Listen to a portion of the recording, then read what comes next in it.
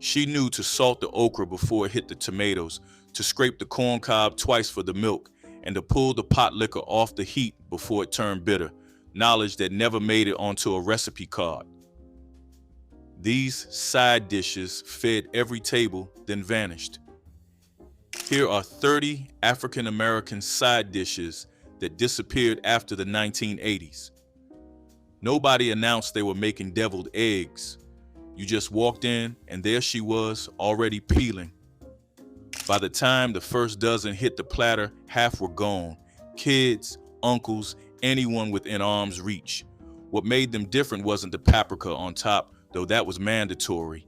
It was the ratio, more yolk than filling, more mustard than mayo, sweet relish, stirred in at the last second. She never measured. You learned by standing close enough to smell when the mustard hit right. The yolks were mashed with a fork, never a mixer, because a mixer made them too smooth.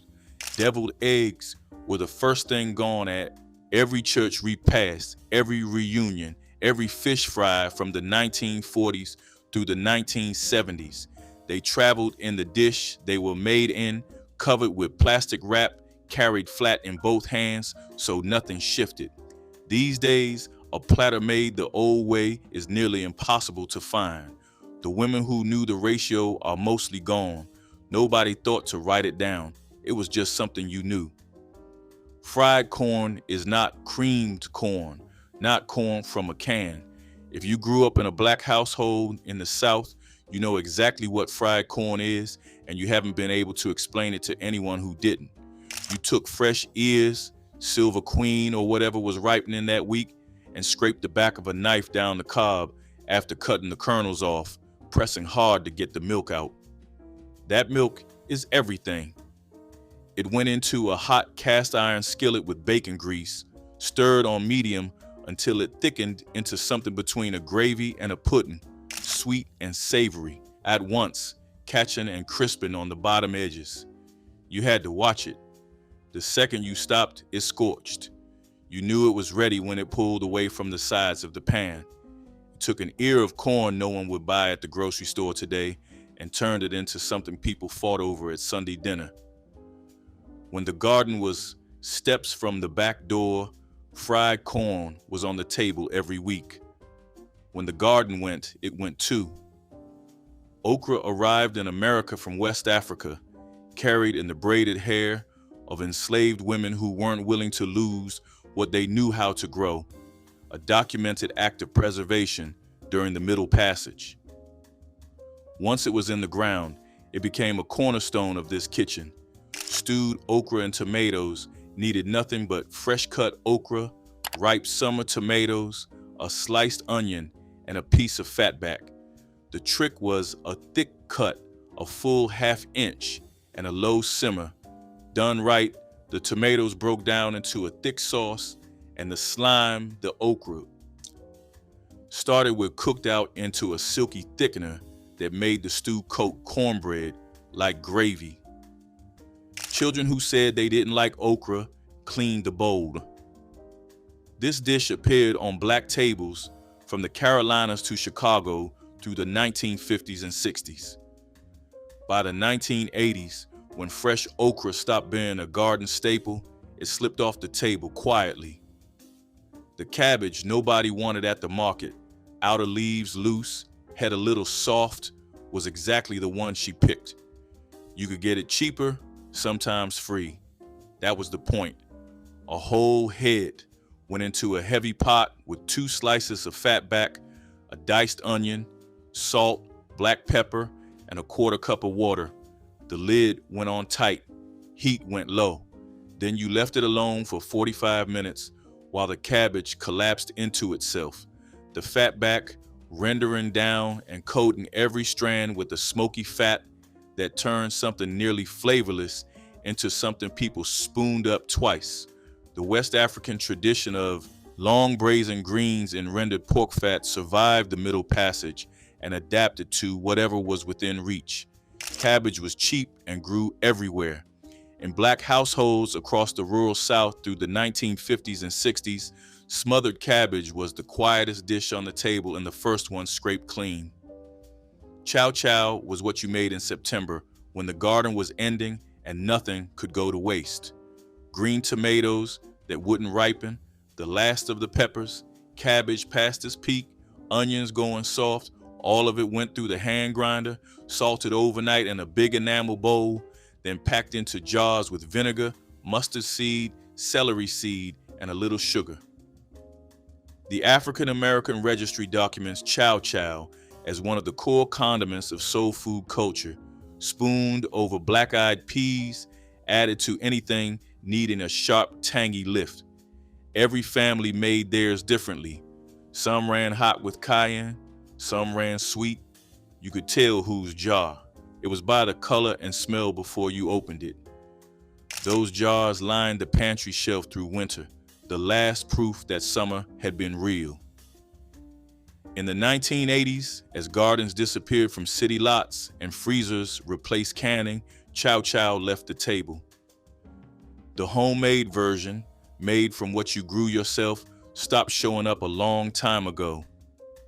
There was always one woman at the reunion whose potato salad nobody touched until they saw her walk in.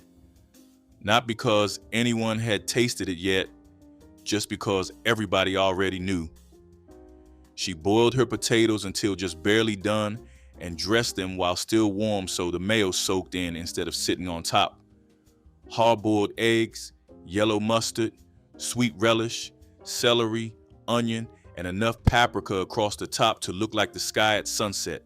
No food processor, no shortcuts. Everything folded together by hand with a wooden spoon. You did not ask her for the recipe. You did not substitute. And her potato salad at next year's reunion would taste slightly different because the onions came from somewhere else. And that was the whole point. It was hers, and it changed with her hands. Now her name is in the obituary, and 3 people are arguing about whether anyone saved the recipe. Nobody did. Butter beans are not lima beans, no matter what the can says. Dry butter beans, soaked overnight, slow cooked for hours, with a smoked ham hock, salt added late so the skins didn't tighten. The beans turned creamy and dense, nothing like what comes frozen. But the real prize was what stayed in the pot. Potlikker, the deep, smoky, pork-rich broth at the bottom, was considered medicine by some and food by all. Oral histories from African American communities in the early 20th century document potlikker as a healing remedy given to the sick and to children who couldn't manage solid food. You drank it straight from the bowl or sopped it up with cornbread. The warmth hit before the flavor did. Butter beans with potlikker fed people who had very little and nourished them completely. By the time the 1980s brought canned beans and faster kitchens, the hours-long simmer became something no one had time for. The pot went quiet, and something irreplaceable left with it. Mustard greens were always faster than collards and twice as sharp. They hit the back of your throat differently, a peppery bitterness collards don't carry, and needed less time on the stove because of it. About 40 minutes with a smoked ham hock and a splash of apple cider vinegar near the end, which softened the bite and made the whole pot smell like something worth standing over. The elders knew which bunch to pick. Narrow leaves, no yellow, stems still damp. Older leaves were too tough, younger ones too sweet. You learned the difference by watching her shop each week. Through the 1940s and 50s, mustard greens appeared on black tables more often than collards, cheaper and faster growing in the kitchen garden. Collards took over later, and mustard greens started slipping away. These days, you can still find them at the grocery store, but fewer people know what to do with them once they're home. The ones who knew are mostly sitting in chairs nobody else can fill. The corn season was maybe 6 weeks. In those 6 weeks, she made cream corn every time Silver Queen came in from the garden, because you could not make the real thing any other time of year. Cut the kernels off, flip the blade, Scrape down the cob hard, 2 full passes to pull the corn milk and pulp from the husk. That milk was the reason. It went into a hot skillet with butter, a little flour, salt, black pepper. Stirred constantly until it thickened into something between porridge and pudding. What came out of a can shared a name, but nothing else.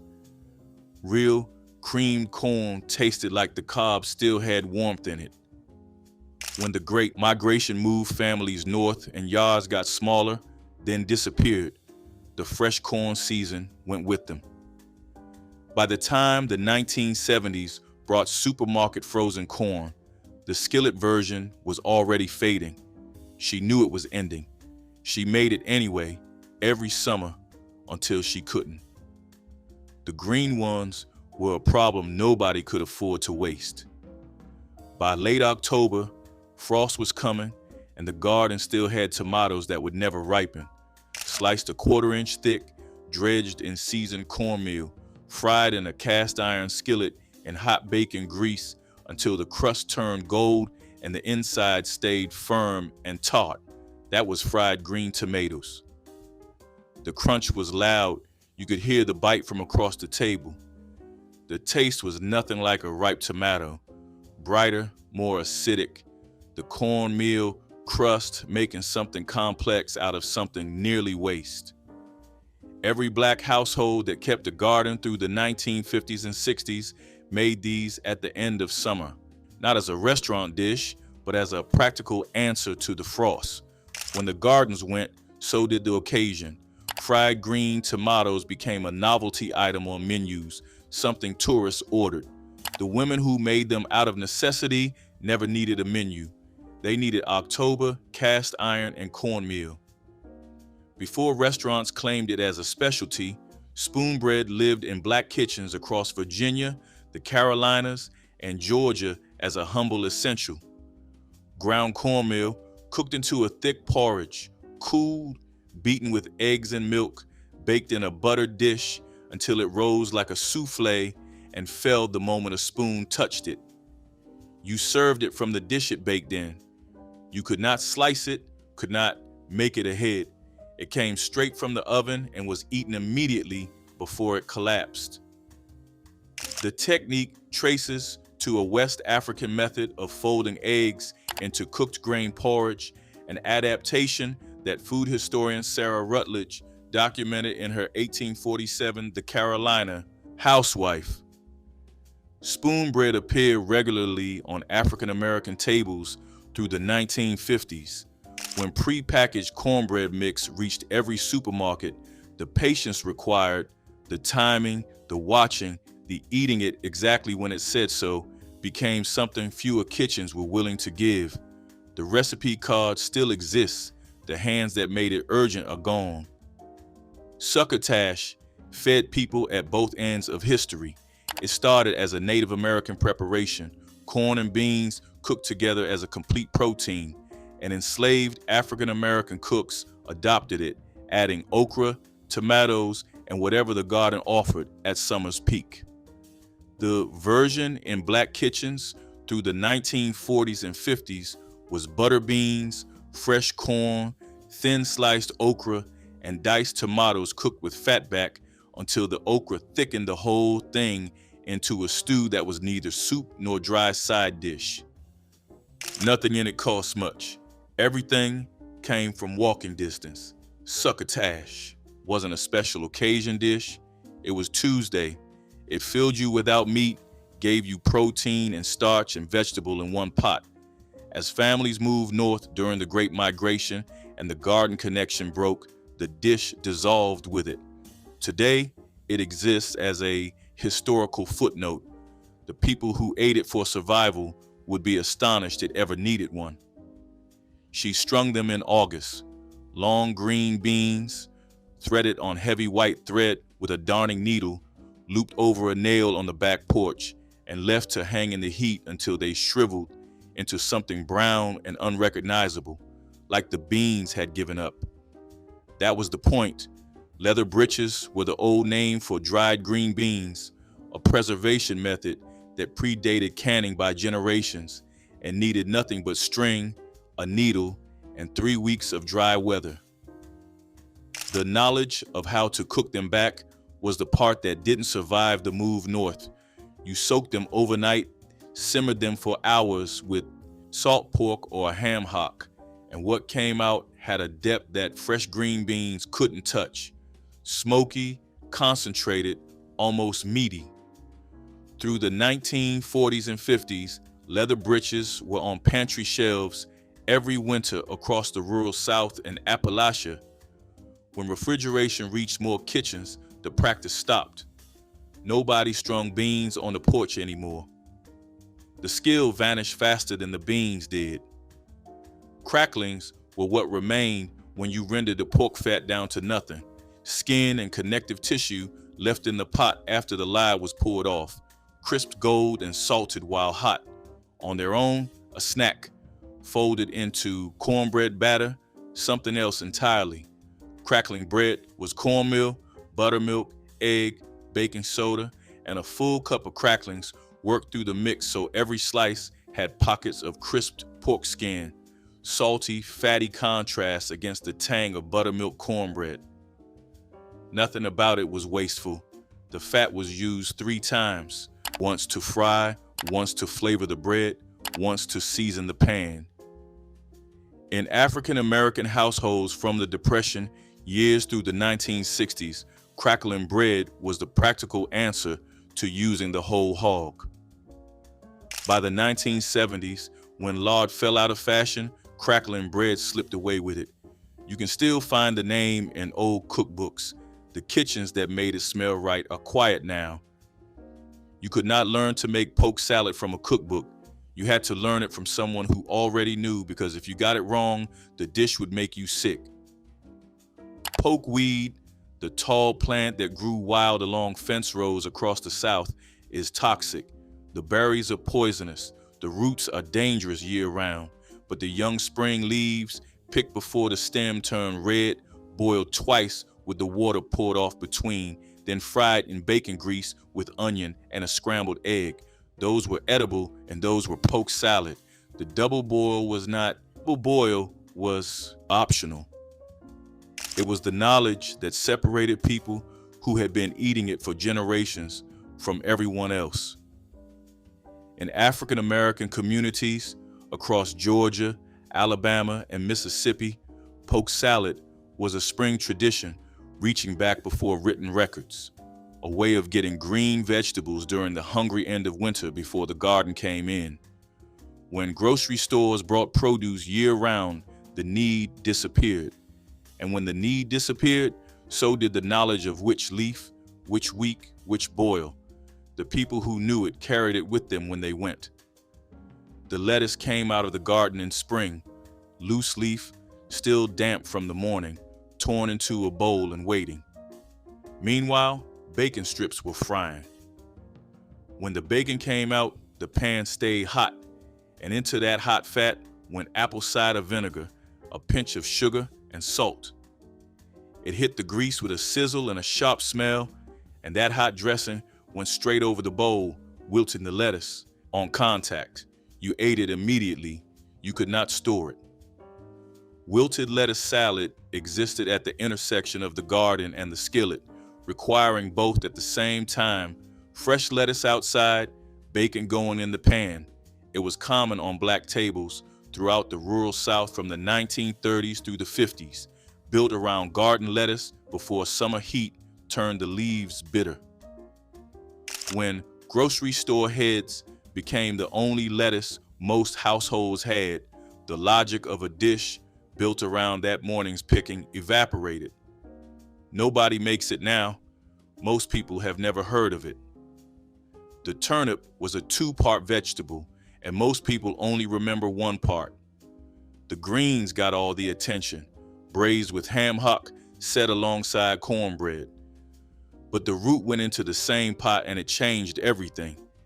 Peeled and cubed, the turnip root turned soft and almost sweet as it cooked down, absorbing the potlikker, taking on the smoky flavor from the pork, adding an earthy note the greens alone didn't carry. Together they made a more complete dish. The sharp bite of the leaf, softened by the mild sweetness of the root, everything unified by the broth they shared. In African American households through the 1940s and 50s, cooking the whole turnip was standard. As supermarkets began selling the greens separate from the root stopped making it into the pot. The greens survived on their own. Ask someone today about turnip greens, and they'll know exactly what you mean. Ask about the root that used to go with them, and you'll watch them reach for something they can't quite place. There was no meat in it. That was the secret and also the point. Brown gravy over rice, not a sauce on top of something, but the whole dish was fat left in the skillet after frying. Flour stirred in until dark caramel, then water or broth added slowly and whisked smooth while it bubbled and thickened. Salt, black pepper, onion cooked soft first, poured over white rice until the rice was submerged. Encyclopedia sources on African American foodways document that flour-based gravies were a primary pairing with rice across black households, reflecting both West African one-pot cooking traditions and the practical logic of stretching meat flavors past the meat itself. The skillet held memory. The fat left behind after a pork chop carried enough flavor to make a full meal from nothing else. By the 1980s, when households moved toward baked and packaged proteins, the fat stopped staying in the skillet. The gravy had nothing left to build from. Not candied, not mashed, not pie filling, sweet potato cut into small cubes, dropped into a hot cast iron skillet with sliced onion, fat back, salt, and black pepper, and cooked until the edges crisped and the onion went slightly charred at the tips. The natural sugar caramelized against the iron, making a crust on the outside while the inside stayed dense and soft. The salt and pork fat pushed it firmly into savory territory. This was a Depression-era side dish across black households in the rural South. Cheap, filling, built on the same logic as the potato. Sweet potatoes were among the most critical crops in enslaved communities, documented at plantation sites, including Burroughs Plantation in Virginia by the National Park Service. The savory skillet version mostly disappeared as the candied and sweetened preparations became the dominant form. The hash went quiet when sugar became the only story the sweet potato was allowed to tell. Stewed tomatoes were not a sauce and not a soup. They were tomatoes themselves as a side dish, cut and dropped into a pot with butter, a pinch of sugar, salt, black pepper, and a heel of white bread torn in to thicken the liquid. That was all. The tomatoes came out of the garden in July and August, faster than anyone could keep up, and stewing them with butter was one way to stay ahead of the season. They went over rice or sopped up with cornbread. In the Burroughs Plantation records documented by the National Park Service, enslaved people grew tomatoes alongside dozens of other vegetables in their kitchen gardens, and stewed tomato preparations carried forward through emancipation into 20th century tables. Through the 1940s and 50s, stewed tomatoes were a standard summer side in black households. When the garden disappeared and tomatoes became a grocery item available year-round, the urgency that created this dish dissolved. Nobody stews a supermarket tomato. The ones worth stewing stopped growing in the backyard before most people noticed the dish had gone with them. Corn pudding sat between spoonbread and cream corn and was neither. Fresh scraped corn with its milk, eggs, butter, a little flour, salt, beaten together, poured into a buttered baking dish, set in the oven low for about an hour until it settled into a loose custard, golden on top and trembling in the middle. You tapped the dish. If it moved all in one piece, it was done. Nobody told you the temperature. You watched and you knew.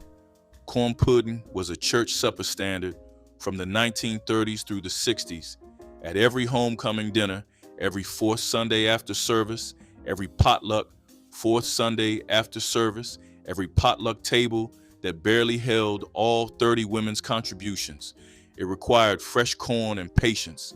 By the time the 1970s brought commercial creamed corn in cans, corn pudding from scratch started skipping the table. Then it stopped coming altogether. These were not baked beans from a can. They started Friday night, dried navy beans, soaked overnight, drained Saturday morning, slow cooked in the oven for 6 hours with salt pork, molasses, mustard, and brown sugar. The molasses was the key detail. Sorghum was the original sweetener in many black households, a grain indigenous to Africa, brought to American soil by enslaved people in the early 17th century and cultivated into the syrup that served as the primary sweetener when refined sugar was out of reach.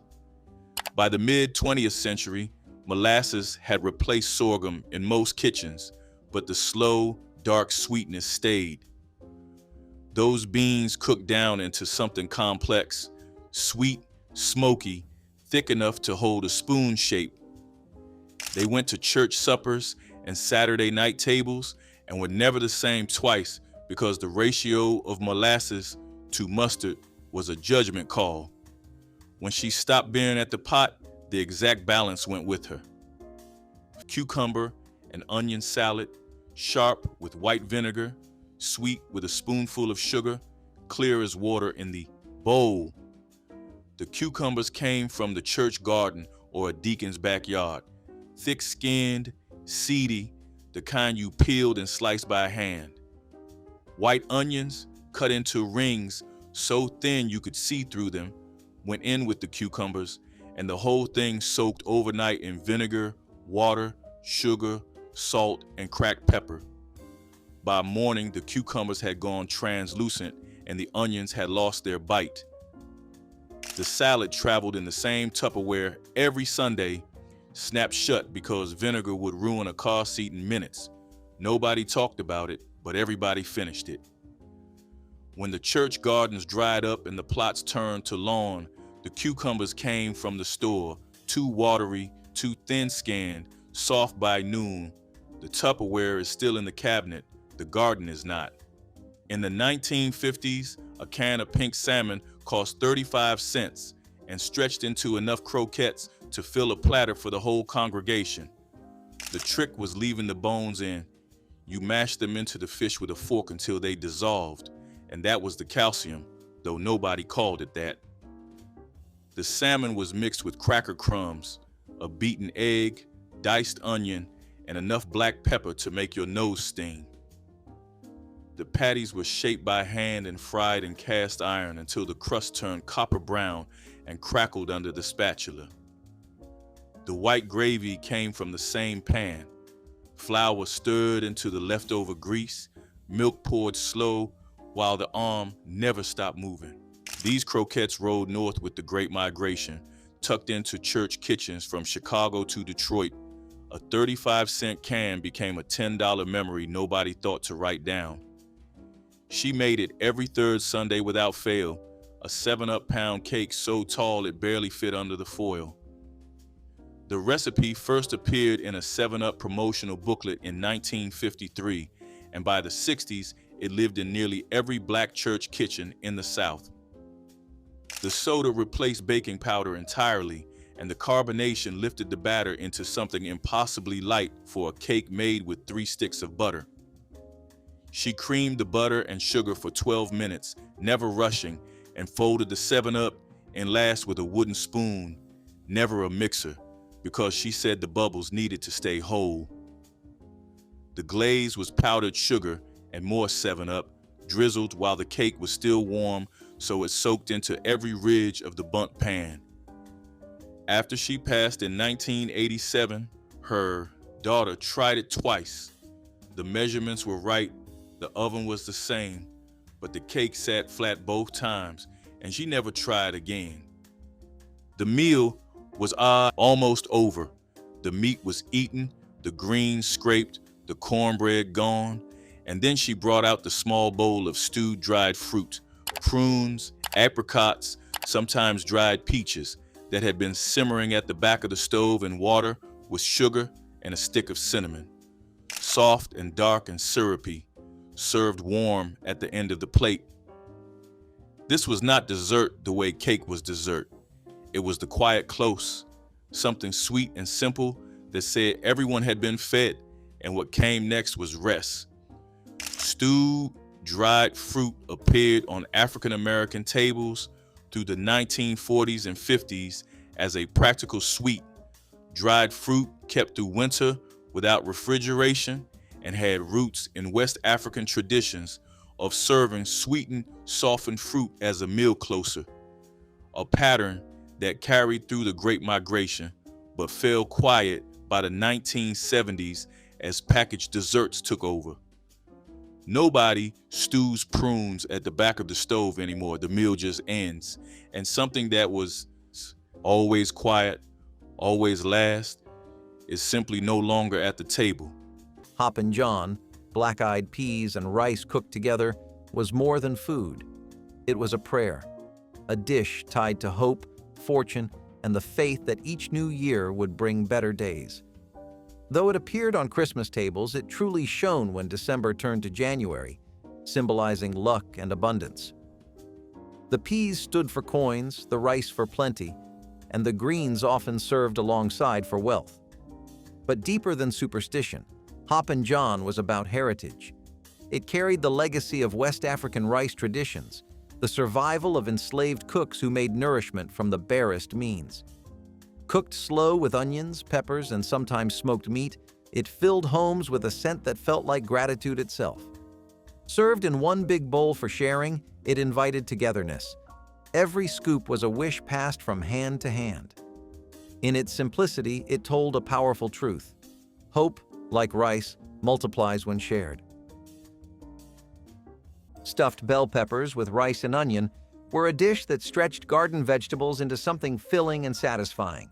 Bell peppers were inexpensive when in season, and my grandmother made the most of them by stuffing each with seasoned rice, onions, and sometimes a bit of tomato.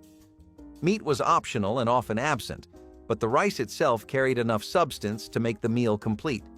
The peppers were baked until tender, their skins blistering slightly while the rice absorbed every bit of flavor. Each stuffed pepper became its own little meal, portioned perfectly for children and adults alike. The aroma of roasted peppers and onions filled the house, signaling comfort even when budgets were stretched thin. It was a dish that looked impressive despite being made from humble ingredients, and it reminded families that presentation mattered too. Stuffed bell peppers with rice and onion carried both thrift and pride, proving that even in hard times, dinner could be hearty, healthy, and beautiful on the table.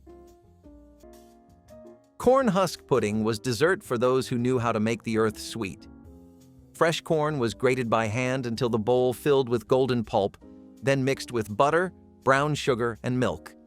The batter was spooned into husks and tied with twine before being steamed until tender. When peeled open, the pudding glowed with a soft yellow shine, smelling of sugar and summer air.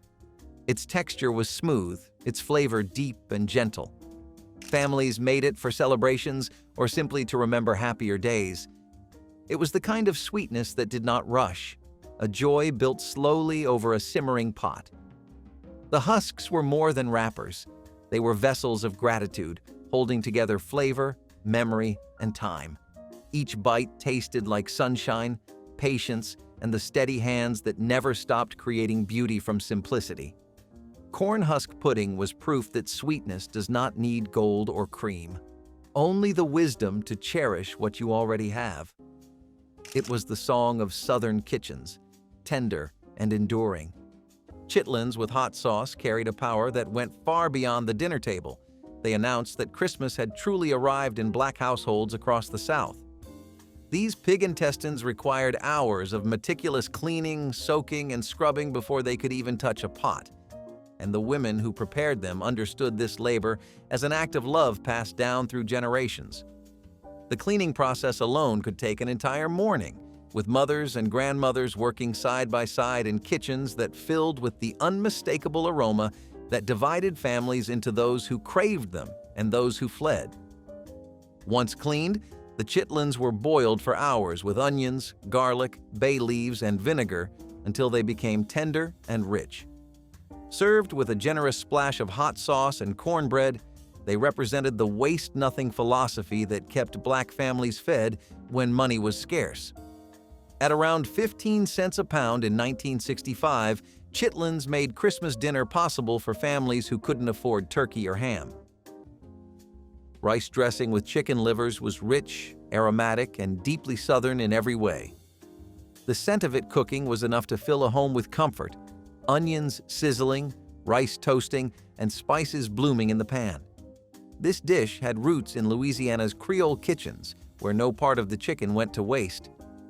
The livers gave the rice a deep, earthy flavor, balanced by herbs like thyme, sage, and parsley. It was a dish born from frugality but perfected through love. At Christmas, it sat beside hams and roasts, adding warmth and substance to every plate. Each family had their own variation. Some used giblets, others ground meat, but the heart of the dish stayed the same. It was a blend of resourcefulness and elegance, turning scraps into something rich enough to feel like a feast. The rice soaked up the juices of the pan, binding everything together in savory unity. It was more than a side dish. It was a bridge between old-world tradition and new-world joy. Every spoonful carried flavor, memory, and the quiet pride of making something so simple taste so profound. Stewed oxtails with rice gravy brought deep flavor and slow-cooked richness to Sunday tables across many African-American communities. Oxtails, once inexpensive and overlooked, were browned in heavy pots and then simmered for hours with onions, garlic, and spices until the meat turned buttery soft. The braising liquid thickened into a silky gravy that clung to each grain of rice, creating a dish that was equal parts comfort and celebration. Families saved this meal for weekends when everyone could gather because patience was essential and conversation flowed while the pot worked its magic. Children sneaked tastes from wooden spoons, drawn by the savory aroma that filled the house from morning until evening. The humble tale, once discarded by butchers, became a centerpiece of pride and ingenuity. Today, rising prices and faster cooking habits mean fewer people take the time to coax such tenderness from a simple cut of beef, but those who remember the meal speak of it as a perfect union of thrift, skill, and the slow rhythm of family life. Old-fashioned tea cakes tasted like quiet afternoons and childhood visits to Grandma's house, their soft sugar cookie texture carrying a gentle vanilla fragrance. Butter, sugar, and fresh eggs were beaten together until light, then mixed with flour and a hint of nutmeg to create a dough that chilled before baking. Rolled and cut into simple rounds, the cakes puffed slightly as they baked, filling the kitchen with a sweet, buttery aroma. Neither overly sweet nor bland, they struck a perfect balance that invited dunking in tea or milk. Families treasured these cookies for their simplicity and the way they invited conversation, often baking them in large batches to share with neighbors. In the 1970s, tea cakes were a quiet staple of African-American hospitality, a link to centuries of tradition. Each soft bite carried the comfort of home and the memory of loving hands, reminding everyone that sometimes the most unassuming desserts are the ones that linger longest in the heart. Possible to ignore on any holiday table, the cake required buttermilk, cocoa, and careful technique to achieve its signature tender crumb, while red food coloring transformed it into something visually stunning. Between each layer and covering the outside went cream cheese frosting, tangy, sweet, and rich enough to balance the subtle chocolate flavor. Some families traced their recipes back generations, with variations that made each version distinctly their own. The ingredients weren't expensive individually, but the cake demanded time and attention that made it feel luxurious. Mothers often baked it the day before Christmas, allowing the flavors to meld and the frosting to set properly. Children gathered to watch the assembly, knowing that this cake represented celebration in its highest form. Red velvet wasn't just dessert. It was edible proof that this day was different from all others. Okra gumbo with crab or sausage was a dish steeped in the rhythm of the coast, where Christmas meant gathering everyone around one big pot. The roux, that dark, glossy base, was stirred slowly, the kind of stirring that tested patience but rewarded every second. Into it went onions, peppers, garlic, and that unmistakable okra that thickened the stew naturally. Crab added sweetness, sausage added spice, and together they made something far bigger than their parts. Gumbo was a story of connection, of West African roots, southern soil, and the Creole kitchen's genius for making everything work in harmony. Every spoonful carried generations of adaptation and pride. For families along the Gulf and in southern cities, gumbo wasn't just food, it was ceremony. You could taste the coast in every bite, the memory of labor and laughter mixed into the broth. Served over rice, it filled both stomach and spirit. At Christmas, it meant family had arrived and celebration had truly begun. Even the smallest bowl held history, faith, and flavor that refused to fade. Chitlin scramble was one of those breakfasts that spoke directly to resourcefulness and resilience. Chitlins, or pig intestines, were cleaned thoroughly, boiled until tender, and then chopped into small pieces. They were folded into scrambled eggs with onions, creating a dish that was both filling and flavorful. The onions added sweetness, the eggs brought balance, and the chitlins gave a richness that turned the plate into something hearty. Though chitlins are often remembered as a holiday food today, many families once ate them regularly because they were inexpensive and ensured that no part of the hog was wasted. For farm workers and laborers, a plate of chitlin scramble gave strength before long hours of work. It was not a fancy breakfast, but it was deeply tied to survival and tradition. The aroma filled kitchens, and though strong, it carried memories of both family gatherings and everyday meals. Chitlin scramble represented more than food. It was heritage served hot on the morning table. Okra fritters, also known as okra cakes, offered crisp, golden edges and a tender interior that celebrated the summer garden. Fresh okra pods were chopped fine, mixed with cornmeal, onions, and a dash of pepper, then spooned into hot oil until each patty puffed and browned. Sold at fish fries, church picnics, and traveling fairs, these fritters were easy to eat by hand and full of flavor that tied African heritage to southern soil. The okra gave a subtle sweetness and a soft binding that kept the patties moist while the cornmeal crust provided satisfying crunch. Children waited impatiently beside bubbling skillets, hoping for the first fritter to cool enough to taste. Vendors wrapped them in newspaper cones so families could stroll through evening air scented with music and spice. Modern snack foods have replaced these handcrafted treats, but those who remember the sound of oil popping and the taste of garden-fresh okra know the fritters carried more than flavor. They held the joy of gathering and the pride of turning humble crops into a festival of taste. Fried corn was summer's sweetness preserved for winter tables, made from kernels that had been cut fresh from the cob and frozen or canned during the harvest months. Black mothers would melt bacon drippings or butter in cast-iron skillets, then add the corn along with a bit of sugar, salt, and pepper, stirring until the natural sugars caramelized slightly. Some versions included diced onions or bell peppers, while others kept the preparation simple to let the corn's sweetness shine through. The dish developed crispy edges where the kernels touched the hot pan, creating textural contrast that elevated simple vegetables into something special. Fried corn cost almost nothing to prepare, especially when made from home-canned vegetables put up during summer abundance. It provided color and brightness to Christmas plates that might otherwise be dominated by browns and greens. This was comfort food in its purest form, unpretentious, satisfying, and deeply connected to the agricultural rhythms that shaped Black Southern life. Red velvet cake was the showpiece dessert that Black mothers saved for Christmas, its dramatic crimson layers making it Fried corn with peppers and onions was sunshine in a skillet. Known as creamed corn from the cob, it was made fresh from sweet kernels shaved by hand, not poured from a can. Butter sizzled, onions softened, and peppers added color and sweetness that caught the eye before the first bite. The corn was fried slowly, releasing its natural sugars until it thickened into a glossy, creamy dish that could hold its own beside any roast. This side spoke to care, the act of taking time to cut each ear and stir it patiently until perfect. It was a dish that showed how something simple could become extraordinary through attention and love. During Christmas, it was a favorite for its brightness, a little taste of summer hidden inside winter.